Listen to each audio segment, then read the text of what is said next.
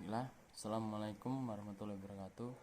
Ingin mempresentasikan hasil karya ilmiah kami yang berjudul Implikasi karakter peserta didik terhadap penyelenggaraan pendidikan. Ya, langsung saja ke materinya.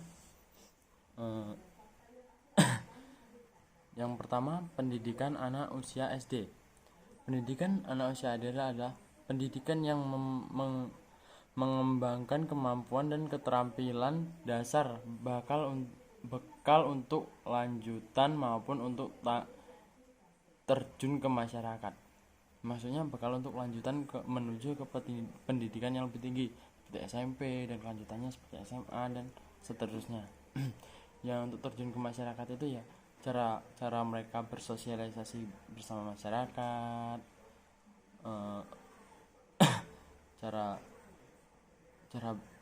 cara berbicaranya gitu. Dan selanjutnya ada beberapa peraturan perundang-undangan pemerintah Republik Indonesia tentang penyelenggaraan pendidikan.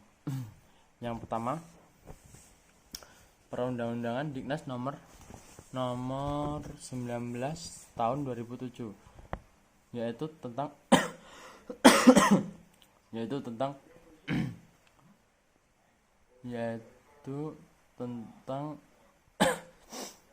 perlunya merumuskan visi misi sekolah. Yang kedua, teknik dan instrumen.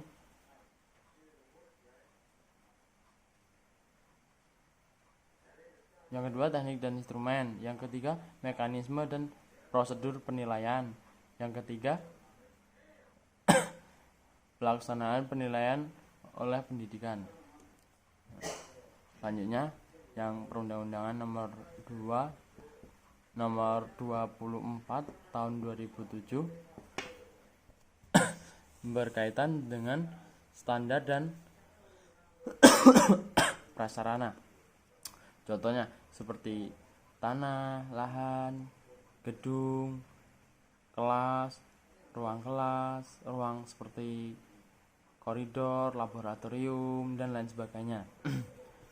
Selanjutnya yang ketiga, Undang-Undang nomor 20 tahun 2007 berkaitan tentang standar penilaian pendidikan, meliputi prinsip, teknik, prosedur, pelaksanaan, penilaian, dan penilaian oleh pendidikan. Yang nomor 4, nomor 39 tahun 2007 yang berkaitan tentang UASBN, ujian akhir sekolah basis nasional. Dan yang terakhir nomor 14 tahun 2007 tentang kualifikasi tentang guru. Diwajibkan untuk guru atau pendidik maupun dari TK dan seterusnya diwajibkan untuk memiliki sertifikat S1.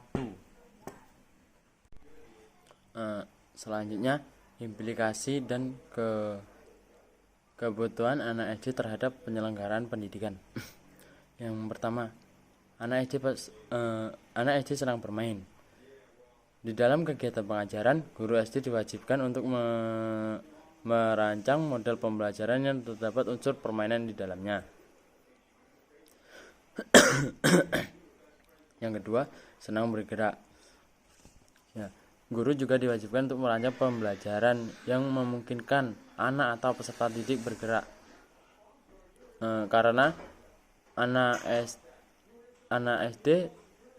SD dapat duduk dengan tenang paling lama sekitar 30 menit.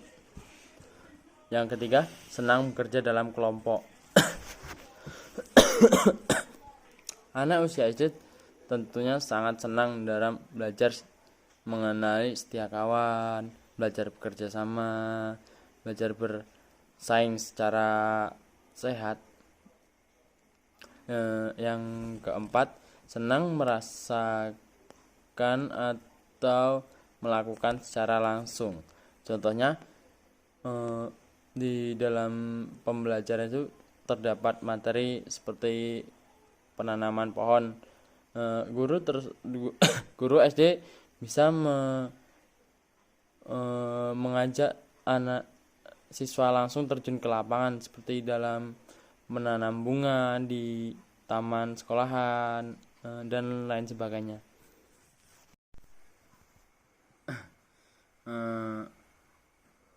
Adapun perincian tugas-tugas perkembangan anak usia SD menurut Hafiguss dan implikasinya terhadap penyelenggaraan pendidikan. Di antaranya, 1. Pembelajaran keterampilan fisik yang diperlukan untuk permainan sehari-hari. Pada usia SD, anak dituntut untuk menguasai keterampilan fisik yang diperlukan dalam permainan dan aktivitas fisik. Yang kedua, membangun keutuhan sikap terhadap diri sendiri sebagai organisasi yang sedang tumbuh.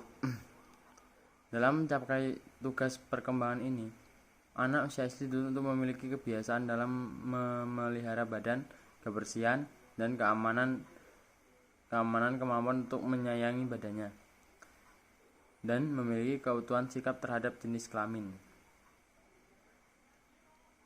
Pada usia SD, telah terjadi pertumbuhan fisik, otot tumbuh secara persegi, gigi yang permanen juga tumbuh serta kelenjar kemaluan belum muncul hingga usia 9 atau 10 tahun.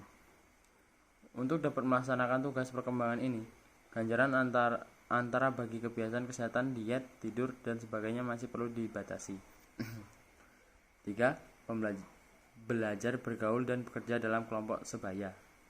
Tugas perkembangan ini menuntut anak SD untuk belajar memberi dan menerima dalam kehidupan sosial di antara teman sebaya, belajar berteman dan belajar dalam kelompok dalam rangka mengembangkan kepribadian sosial. Yang keempat, mempelajari peran sosial sebagai pria atau wanita. Dalam mencapai tugas perkembangan ini, perbedaan anatomi antara pria dan wanita,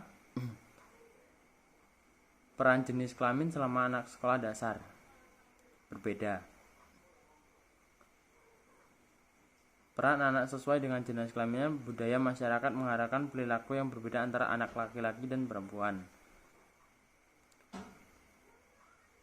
Perbedaan perilaku antara anak laki-laki dan perempuan berdasarkan tingkat kelas sosial. Contohnya, kalangan masyarakat mengharapkan anak laki-laki menjadi penjelajah yang baik. Yang kelima, pengembangan keterampilan dasar dalam membaca dan menulis. Tugas perkembangan ini menuntut anak untuk belajar membaca, berhitung, dan menulis. Dan kebanyakan anak akan mampu beradaptasi dengan baik untuk belajar membaca, menulis, berhitung pada usia 7 tahun. Yang keenam, pengembangan konsep-konsep yang perlu dalam kehidupan sehari-hari. Secara psikologis, pada saat anak-anak siap memasuki sekolah, ia sebenarnya telah memiliki perbendaharaan beberapa ratus konsep, terutama konsep-konsep sederhana seperti bentuk lingkaran, rasa, warna, binatang, makanan, marah, dan cinta. Yang ketujuh, pengembangan kata hati, moral, dan nilai-nilai. Anak pada saat lahir belum memiliki kata hati dan nilai-nilai. Kehangatan dan makan, dan melalui perkembangan hidupnya ia sedikit demi sedikit mempelajari nilai-nilai dan diajari untuk membedakan mana perilaku yang baik dan mana perilaku yang buruk. Yang terakhir, 8. Mencapai kemandirian pribadi. Anak SD di usia ini mampu menjadi pribadi yang mandiri, membuat perencanaan dan melaksanakan kegiatan pada saat ini dan di masa mendatang secara mandiri, tidak tergantung pada orang tua atau orang lain. Menurut psikolog, anak SD usia ini telah mandiri, tidak tergantung pada orang tua, namun secara emosional masih bergantung pada mereka. Dan demikianlah materi yang saya sampaikan. dan akan dilanjutkan oleh saudari Siska Yuniar.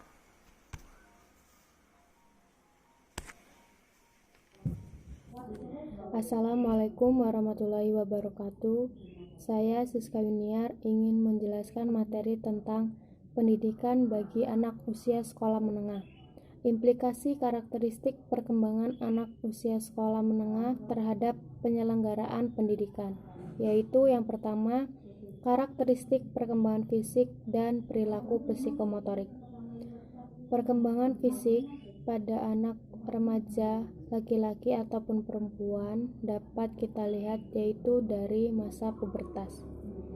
Yang ditandai pada remaja laki-laki adalah mulainya mimpi basah dan mulai tumbuh jakun. Serta pada anak perempuan dapat kita lihat yaitu mulainya masa pubertas. Hal lain yang dapat kita lihat dari masa perubahan fisik atau masa pubertas ini adalah mulai berubahnya suara, baik itu pada remaja laki-laki ataupun remaja perempuan. Dan pada remaja laki-laki akan mulai membesarnya suara, dan pada remaja putri itu dapat kita lihat dari mulai nyaringnya suara. Dan perilaku psikomotorik antara anak laki-laki dan perempuan juga mengalami perbedaan, yaitu biasanya perkembangan perilaku psikomotorik pria dan wanita itu akan lebih cepat remaja putri, yaitu bisa berkembang sekitar 1-2 tahun ketimbang remaja putra. Dan yang kedua adalah karakteristik perkembangan bahasa dan perilaku kognitif. Yang dimaksud dengan perkembangan bahasa ini yaitu adalah mulai meningkatnya cara kita tata bahasa kita, yaitu pada saat kita masih kanak-kanak mungkin kita hanya mengerti bahasa ibu, dan pada usia sekolah menengah ini ataupun memasuki fase remaja, pastinya kita telah mengerti berbagai macam bahasa, yaitu sikap keingintahuan untuk mempelajari bahasa yang baru. Dan biasanya kita akan bertemu pada teman-teman yang berbagai macam ras, dan disitulah kita akan mempelajari perkembangan bahasa yang baru. Hal itu akan menambah kosakata ataupun perkembangan bahasa kita, sehingga kita dapat berkomunikasi dengan baik. Dan yang selanjutnya adalah perilaku kognitif, yaitu perilaku kognitif ini adalah kita telah mampu mengoperasikan atau menjalankan apa yang sudah kita ketahui, yaitu contohnya saja pada bahasa tadi.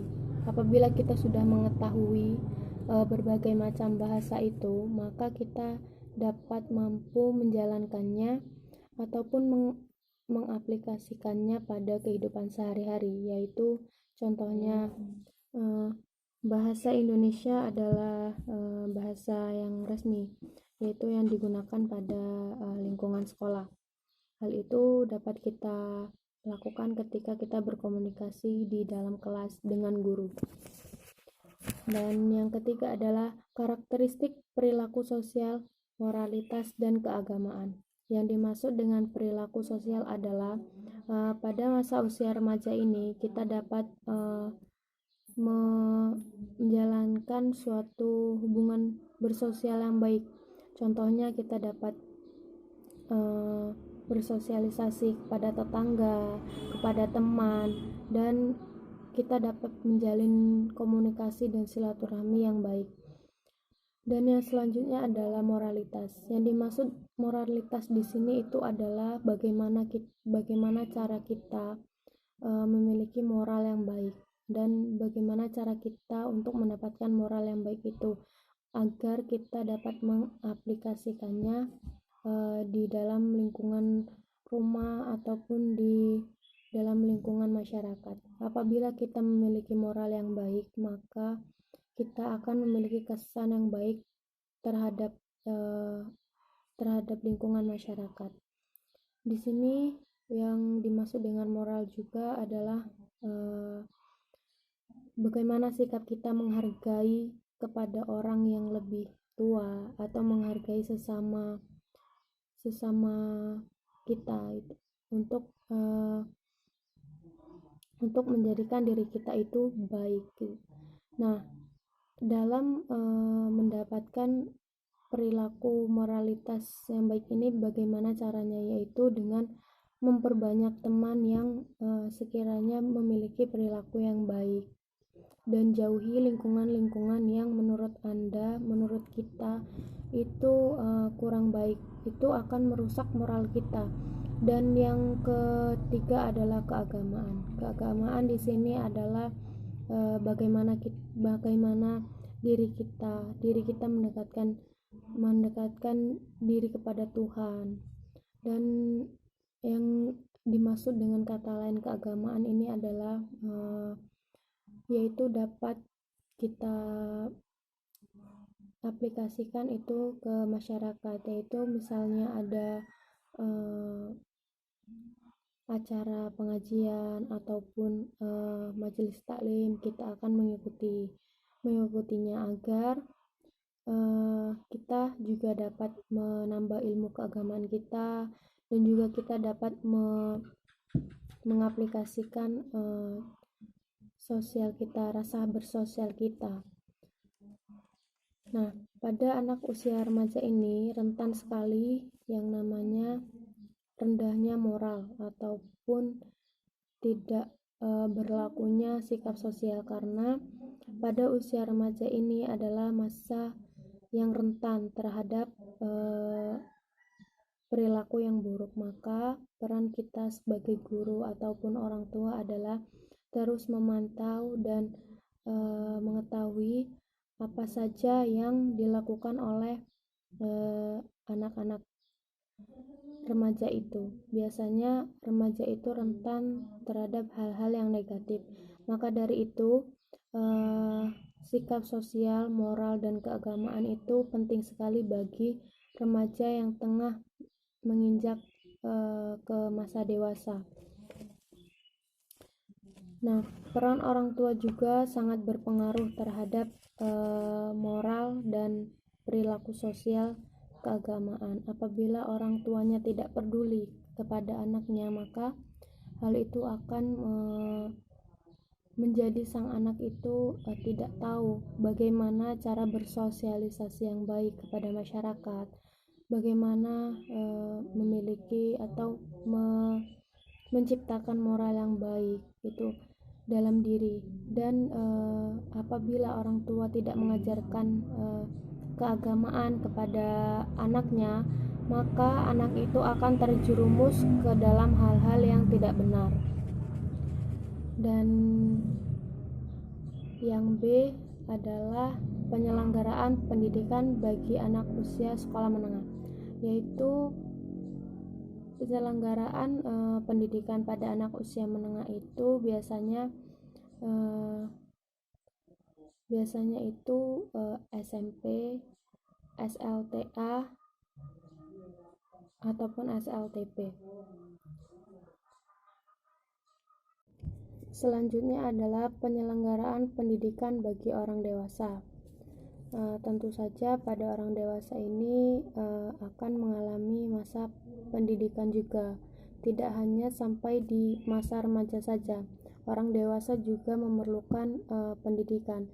Dia akan tetap membutuhkan pembelajaran, karena kita tidak bisa lepas begitu saja terhadap pendidikan, karena tanpa terus melaksanakan pendidikan, manusia akan mengalami masalah kesulitan dalam penyelesaian diri. Contohnya saja dalam perkembangan teknologi sekarang, apabila kita tidak tahu bagaimana caranya, maka kita akan dianggap sebagai orang yang gagap teknologi. Nah, maka dari itu pada masa orang dewasa ini, pendidikan juga sangat penting karena akan menyeimbangkan dirinya dengan perkembangan zaman sekarang. Dalam teknologi informasi yang serba cepat, manusia itu dituntut untuk selalu mengetahui perkembangan tersebut. Kalau tidak seperti itu, maka kita akan ketinggalan zaman.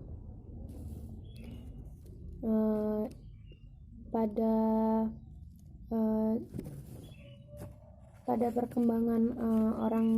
perkembangan pendidikan orang dewasa ini itu dulu hanya sebatas atau harus diwajibkan itu minimal S1. Namun seiring berjalannya dengan waktu dan pendidikan sudah mulai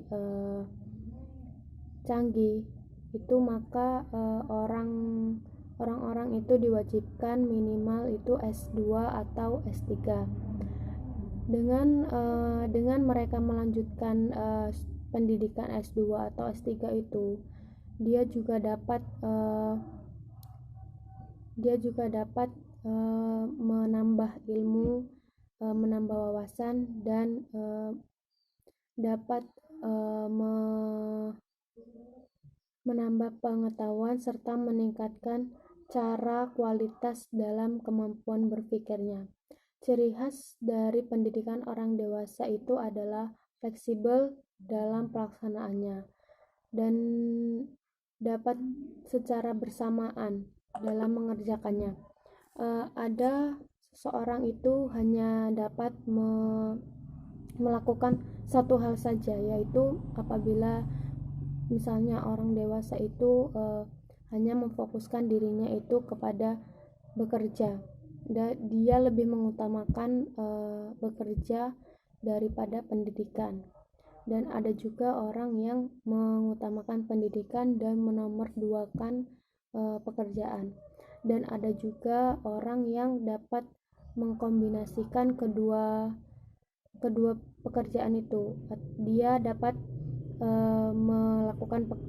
melakukan pekerjaannya dan juga dia dapat melakukan pendidikannya ataupun melakukan proses belajarnya secara luas dalam kerangka pengembangan karir dirinya. Itulah materi yang dapat saya sampaikan ataupun dapat saya jelaskan. Kurang lebihnya saya mohon maaf. Kepada Allah saya mohon ampun. Saya akhiri. Wassalamualaikum warahmatullahi wabarakatuh.